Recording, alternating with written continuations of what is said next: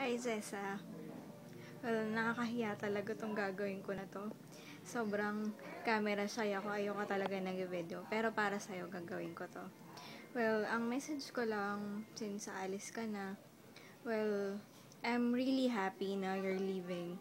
Well, not because I want to get rid of you, but because I know na by leaving, you're one step closer to reaching your dreams. And I know you have a lot of plans, you had a lot of dreams for yourself, and I know that you can do it.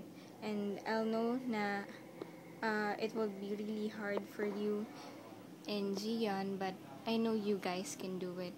And to be honest, I'm really not that sad kasi I'll know we'll keep in touch always. And just take care of yourself and go for it, reach for your dreams abroad. And I'm happy na you finally be able to be with your family after a really, really long time.